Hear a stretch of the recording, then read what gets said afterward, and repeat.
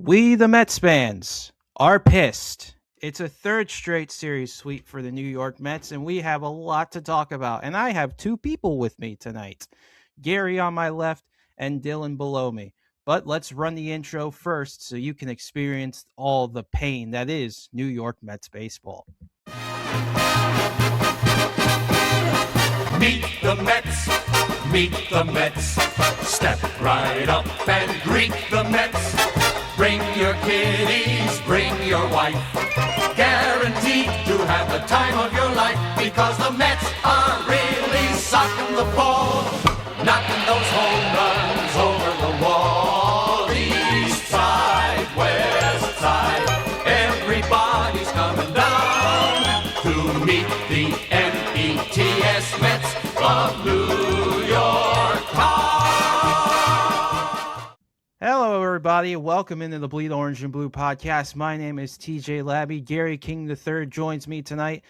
And fans, it's gotten a whole lot worse. It is now 11 straight losses for the New York Mets, as they just cannot seem to find any sort of consistency or any sort of relevancy at all. The pitching sucks. The hitting sucks. They can't do anything with runners in scoring position. It is just pain all in all. Just nothing is working out. And it doesn't help that it is 6:56 p.m. on a Monday afternoon, and Carlos Mendoza still is the manager of the New York Mets and has not been fired yet. And I would have to think that it's coming eventually, or David Stearns is as big as an idiot as we thought, and Mendoza might be our manager until the start of June. So who knows what is going to happen. But as said, Mets get swept, this time against the Chicago Cubs, who came in, believe it or not, 9-9. They leave this series 12-9, because of course they do. But anyways, let's get into our series recap. Of course, game one, the New York Mets taking a 12-4 loss. This was just a shellacking by the Cubs, as Edward Cabrera would get the win for the Cubs. He would go 2-0 with 2.38 ERA. Kodai Senga gets the loss after he gets shellacked in the first two innings. 6 innings given up in the span of the first and the second. He is now 0-3 with an 8.83 ERA and should be on the first trip back to Japan, if you ask me. The Mets with 4 runs, 14 hits, and 2 errors. The Cubs with 12 runs, 14 hits, and 0 errors. The pitching lines for this game. Kodai Senga went 3 1/3, 3 1/3, giving up 6 hits, 6 earned runs, 3 walks, 3 strikeouts, 2 of them home runs. Huascar Brazoban then went 2/3 of an inning, giving up 2 hits and a strikeout. Sean Manaea then coming out of the caboose because, of course, he went 4 innings, gave up 6 hits, 5 earned runs, 1 walk, 2 strikeouts, and a home run. The Mets on the hitting side was not any better. Carson Benj, he went 1 for 4 with a strikeout, his first time being in the leadoff spot all season, as the Mets would decide to switch things around. Tommy Pham would pinch hit for him later on. He'd go 0 for 1. Bo Bichette goes 1 for 5 with a strikeout. Francisco Lindor, 2 for 4 with a run scored. Luis Robert Jr. went 1 for 4. Francisco Alvarez, 1 for 3 with a run scored, an RBI, and a walk. MJ Melendez, who has been one of the best hitters on the Mets so far, went 2 for 3 with a run scored, a walk, and a strikeout. Marcus Semien actually had a decent game. He went 2 for 4 with a run scored, or RBI, and a strikeout. Brett Baty, 0 for 2 with a strikeout. Mark Vientos, 1 for 2, nothing across the board after that. And then Tyrone Taylor, 2 for 3 with a strikeout and 2 RBIs, as the Mets would have go 4 for 11 with runners in scoring position and leave 7 runners left on base. And the scoring, pretty much straightforward. Seiya Suzuki with an RBI single made it 1-0 early for the Cubs in the bottom of the first, followed by a Moises Ballesteros 3-run home run that would make it 4-0 Chicago, as the Mets would be in a deep hole very early. The top of the second, Marcus Semien with an RBI double made it 4-1, and then Tyrone Taylor with a 2-run RBI single would somehow get the Mets within a run in this game. Shockingly, I know, but the hope would slowly dwindle going into the bottom of the second as Nico Horner would launch a 2-run shot, his third of the season, making it 6-3 Chicago. A fielding error by Brett Beatty, which was a booted ball, made it 7-3 Chicago in the bottom of the fourth. Then in the bottom of the seventh, an RBI double by Matt Shaw made it 8-3. Wild pitch by Manaea made it 9-3, and a Dansby Swanson sacrifice fly made it 10-3. So this game was all over but the shouting, but still it continued. Top of the eighth, Alvarez with an RBI single made it 10-4, and then Ian Happ with the icing on the cake with a 2-run shot in the bottom of the eighth made it 12-4. That would be his 5th home run of the season, and that would hand the Mets their 9th straight loss after what was an abysmal day in Game 1. Moving on to Game 2, and Cubs would win 4-2 over the Mets. It would be their 2nd straight win in the series, and they would give them the series victory and lead the Mets to their 10th straight loss. Jameson Taillon would get the win. He would improve to 1-1 with 3.97 ERA. Freddie Peralta goes down to 1-2 with a 4.04 ERA. And then Caleb Thielbar gets a save. It will be his first of the season as he goes to a 2.57 ERA. And then, believe it or not, this would be the Cubs' 4th straight win, as I just realized right now. The pitching stat line for this game, Freddie Peralta, 5 2/3, giving up 3 hits, 3 earned runs, 2 walks, 3 strikeouts. Those 3 earned runs, folks, those were inherited runners because, of course, they were. Brooks Raley, he gave up 2/3 of a run, 1 hit, 1 earned run, 1 home run. That home run would be from Carson Kelly. Don't worry, we'll get to that in just a second. Luke Weaver went 2/3 of an inning, nothing across the board. Craig Kimbrell then went an inning plus, and he gave up a hit and a walk, and that would be all she wrote for the pitching. As for the hitting, not any better, as per usual. Carson Bench, he went 0-3 with a walk and a strikeout. Tyrone Taylor, pinch hitting for him, went 0-1. Bo Bichette went 1-4 with a run scored. Francisco Lindor, 2-4 with a strikeout. Luis Robert Jr., 2-4. MJ Melendez, 0-3 with a walk and a strikeout. It would be his worst game in the span of, I believe, 3 games that he has played in so far.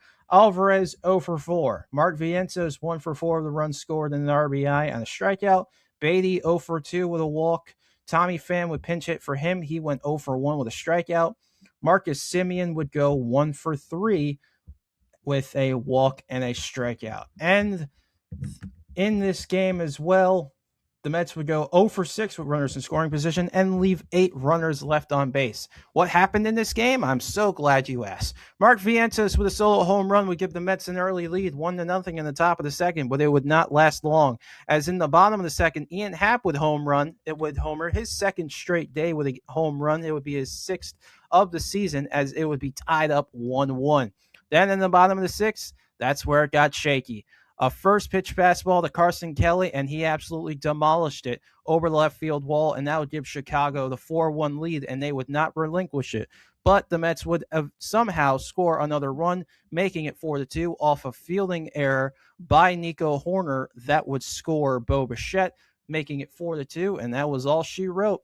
That would lead to the Mets' 10th straight loss and a 4th straight win for the Chicago Cubs. Moving in to yesterday's game, which probably, as most Mets games in the 3rd game of the series have been infuriating, this one was also infuriating. And you want to know why? Because a lot of stuff happened that you would not expect would actually happen. Caleb Thielbar would get the win for the Cubs as they would win it 2-1 in extras. In the 10th inning, he would improve to 2-2 with a 2.25 ERA. Craig Kimbrell, unfortunately, was the unlucky soul to get the loss. He is 0-1, but still has not allowed an earned run in his season so far. The pitching stat line for this: Tobias Myers would take an opener spot for David Peterson. Don't worry, he would come in right after him. Myers went 2 innings, giving up a hit, a walk, and 2 strikeouts. David Peterson actually looked doable as he went 3 2/3, gave up 3 hits and a strikeout. Huascar Brazoban came in for a third of an inning, giving up 2 walks and a strikeout. Brooks Raley in 2/3 of an inning gave up a hit. Luke Weaver, 1 1/3 Nothing across the board for him. Devin Williams went 1 inning, gave up 2 hits, 1 earned run, 3 strikeouts. He would get a blown save, his first of the season, which, if you ask me, I don't think it was his fault. I think it was more because Tyrone Taylor misplayed the ball over in right field, but that's here nor there. And then Craig Kimbrell, he went 2/3 of an inning, giving up the run and a strikeout. The run would eventually be the game winner for the Chicago Cubs. And the hitting, well, it was abysmal yet again, as Carson Bench in the leadoff spot went 0 for 3 with a strikeout. Francisco Alvarez would pinch hit for him. He went 0 for 1 with a strikeout. Tommy Pham did absolutely nothing, apparently, in left field, as it looks like he probably came in just as a defensive replacement. Bo Bichette 0 for 1 with a strikeout. Lindor 0 for 4 with a strikeout. Luis Robert Jr. 1 for 4, nothing across. MJ Melendez went 1 for 4 with a run and RBI and 3 strikeouts. Vientos 0 for 4. Brett Beatty 1 for 2. Tyrone Taylor would pinch hit for him. He went 0 for 2 with a strikeout. Marcus Semien 2 for 3. And then Luis Torrens going 1 for 4 with a strikeout. The Mets would go 1 for 9 with runners in scoring position and leave 6 men on base. I forgot to mention how many times they struck out in the other games. The Mets would strike out 6 times in game 1, and they would strike out 7 times in game 2. And in this game, they would strike out 9 times. Again, 1 for 9 with runners in scoring position, leaving 6 men on base. And this game, man, was just deplorable, if you ask me. MJ Melendez would get a solo home run. It would be his first of the season, making it 1-0 New York, and it would stand until the bottom of the ninth, because guess what happened next? It always happens. The former Mets somehow kicked them in the teeth. As this time, who would it be? It would be former right fielder Michael Conforto with an RBI double, making it 1-1, tying it up in the bottom of the ninth, as the Mets were 1 out away from snapping their 10-game losing streak.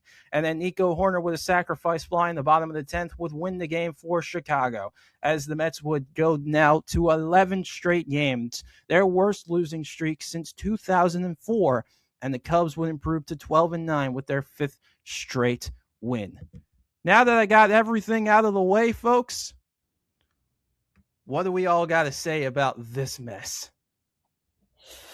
Well, what I gotta say about this mess is it's the same crap that we've seen the last 8 games prior to this series, basically, pretty much. I mean, I really just have no words to say anymore. It's just same crap, different day. That's all I gotta say. Pretty much. There hasn't been a whole lot of change going on, as we mentioned. Carlos Mendoza was one of those guys that were supposed to kind of fix things in the managerial role, and he just has not done a whole lot to help this team. And it's been, a rough patch as of late. So who knows what can really happen around there. I agree with your point with definitely. I agree that you should have intentionally walked Nico Horner there, but to be flat out honest, even if you get the out on Michael Busch, I don't think the Mets score in the 11th inning anyway, because that's just how dead this offense has been. They can't seem to score at all with runners in scoring position. I feel like they take too much aggressive at bats. They need to figure out how to be more patient at the plate. I mean, I think any series that proved that was the last 3 outs of the final game against the Athletics. Like, those at bats that they took were pathetic. They took so many pitches below in the zone. They took so many pitches up high. They don't know how to draw walks. I feel like you have to be a little bit more patient. And another point that I got, because my grandfather's been a fan of this team since 1962. He was talking to me. He watched the game yesterday, and he was like, "Why don't we play small ball? Why don't we bunt? Why don't we try and do like a suicide squeeze or something like that? Try and at least get the runner over to third to at least have a better shot." And unfortunately, that's a lost art in this game. There's not a whole lot of bunting anymore. And honestly, I feel like even if we did do small ball, the Mets still can't score anyway. So I don't really know what else to do about that. I mean, yeah, I agree with TJ. Regardless if you pitched to Horner or not, we weren't gonna score a run in the top of the 11th anyway. It this team has been so bad offensively and can't even do the small things right, let alone big things. This is the worst. This is probably the worst stretch I've ever seen. Definitely the start of season, but I think probably overall, because the last time the Mets had an 11-game losing streak, I was 1 years old. I wasn't even born Yeah. yet. I think it's also hilarious to look at who was on that team as well. I took a screenshot because Shea Station got the information about this. And you ready? This was the starting nine of the last time the New York Mets went on an 11-game losing streak. Eric Valent was in right field. Wilson Delgado was at shortstop. Cliff Floyd was in left field. Mike Piazza playing first base, not catching. David Bright at third. I believe this was his rookie season, David Bright. So it wasn't a whole lot really Wright could have done at that point. He wasn't the captain that we all know and love to this day. Mike Cameron was in center. Jason Phillips catching. Jeff Keppinger at second base. And Jay Juancillo as the pitcher. That's how bad it is. We've gotten to that point. That's abysmal.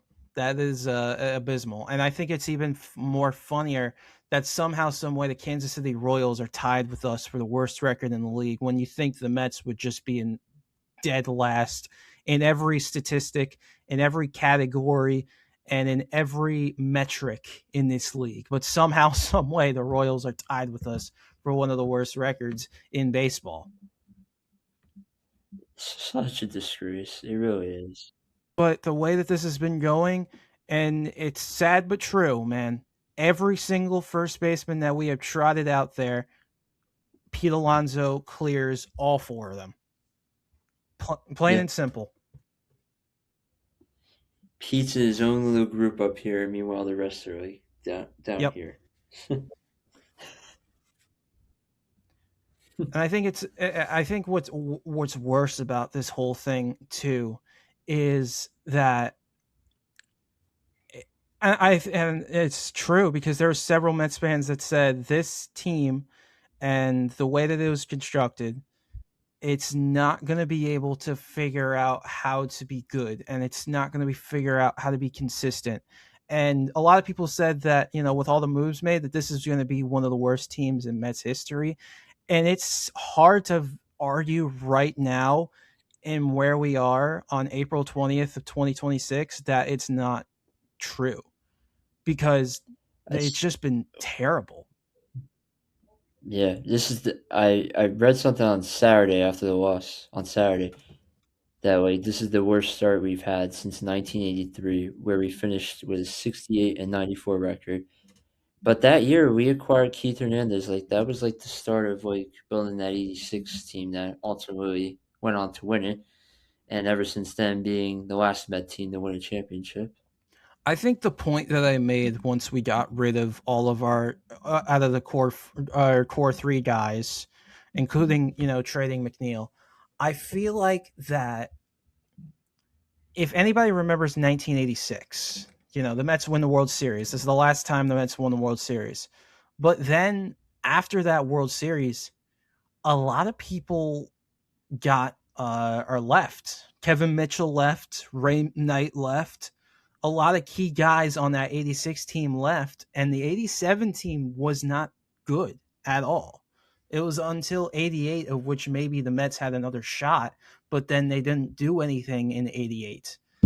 That's what the whole revamp of this team, that's what it felt like. It felt like 2025, it's like, okay, this core doesn't work anymore, and we got to get rid of them. Even though the year prior, this team made it all the way to the NLCS and went in a 6-game series against the 2-time reigning defending World Series champions.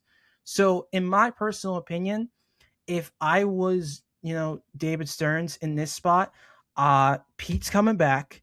I believe, Pete's coming back definitely.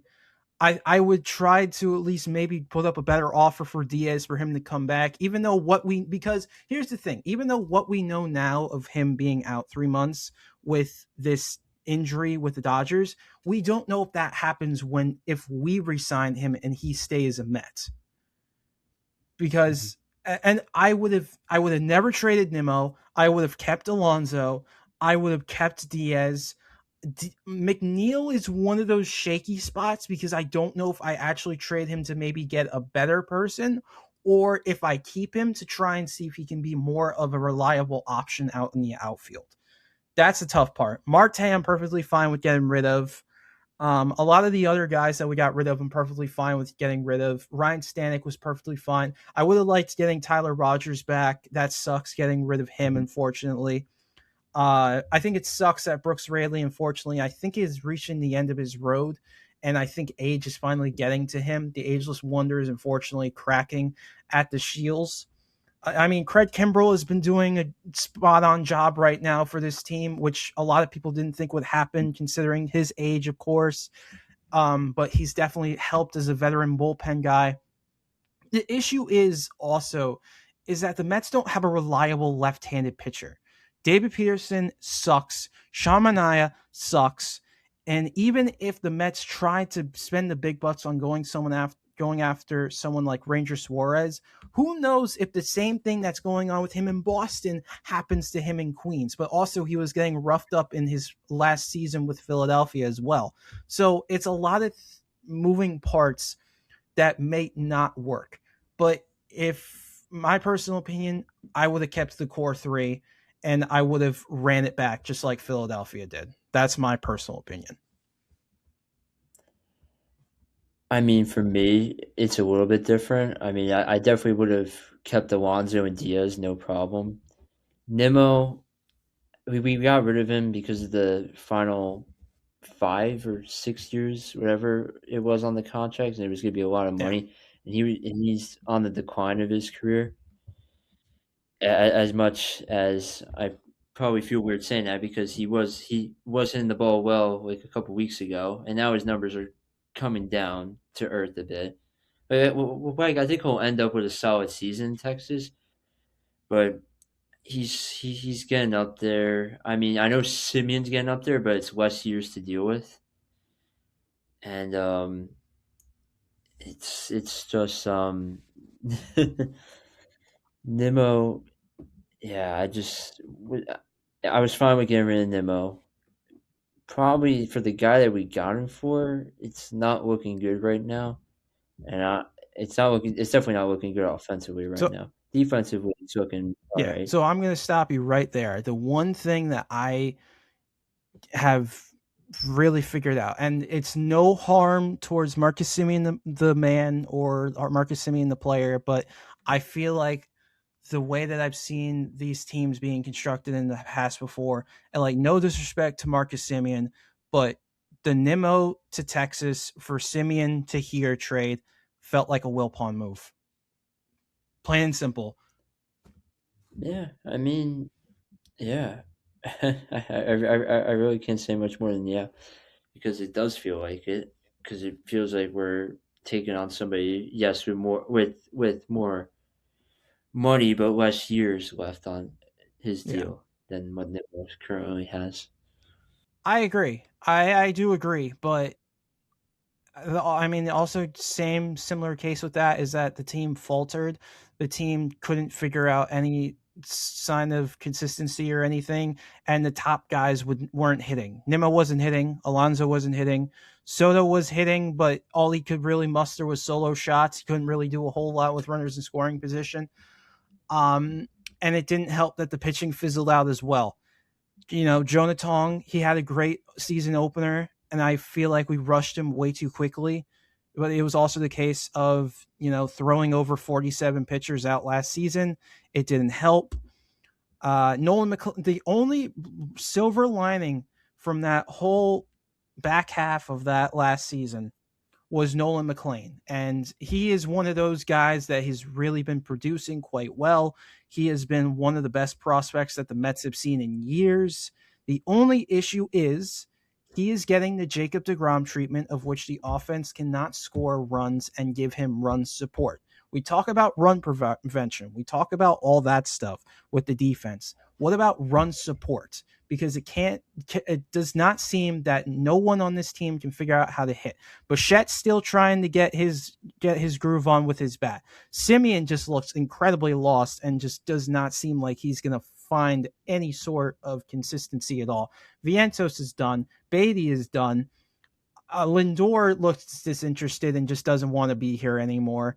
It's a team that needs to be more consistent altogether, but it seems like we're taking more steps back every single series with this. It's either one side of which we score a lot of, or is which we somehow get great pitching performances out of our starters, but then the hitting doesn't seem to be there. Or the hitting somehow can put up maybe 13 to 14 hits in a game, but can't seem to score runs either way. We haven't been able to crash over the 11 run mark or even the double digit mark since the San Francisco series. We can't even get past 5 runs in the span of these past 6 games. So it's more of a case that the offense needs to learn how to be better with run support, and we need to stop saying run prevention, run prevention, run prevention. We're going to give up hits. We're going to give up runs. It's more of the case of what are you going to do on the other side? What are you going to do with a bat in your hand? You got to figure it out on the offensive side before you're going to figure it out on the defensive side. Yeah, we're preventing our own runs from exactly. scoring. What about run prevention? Exactly. You're 100% right. It's I don't know. Like we gotta win one game eventually, man. Yeah, we do. We do. We have to. Please let it be tomorrow. Just give me that one. Just give me that feeling again of just winning a baseball. They have the best chance to do it tomorrow. Tomorrow is the best chance the Mets have to snap this losing streak. Because, okay, so the pitching, how about let's do this. Let's preview tomorrow's game 1 between the New York Mets and the Minnesota Twins. The Twins coming into this series are 11-11 in third place in the American League Central, while the Mets, as mentioned, on an 11-game losing streak, they're 7-15 and are in dead last in the National League East Division. The pitching matchups, since Mick Abel is going on the 15-day IL with right arm inflammation, the Twins have decided to go with Semien Woods Richardson as the starter for them, who is 0-3 with a 6.10 ERA. And on the hill for the Mets is Nolan Lightning McLean, the true ace of the Mets. He is 1-1 with a 2.28 ERA this season. And if you're the Mets, this has to be the winning formula. You got to get McLean a win badly.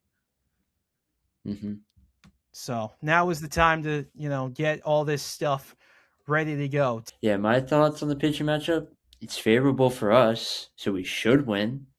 Doesn't mean we will, but we got to win. We should win.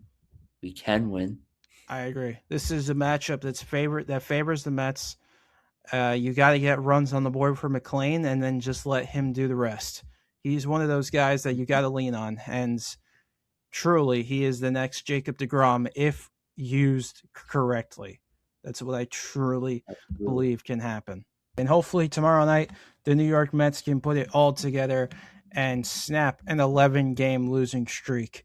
My thanks to Gary King III and for joining me on this episode of the Bleed Orange and Blue podcast. Make sure to tune in to this series recap. It is our 7th one of the season. Thank you all for listening to this episode of the Bleed Orange and Blue podcast. And as for this episode, you can put it in the books.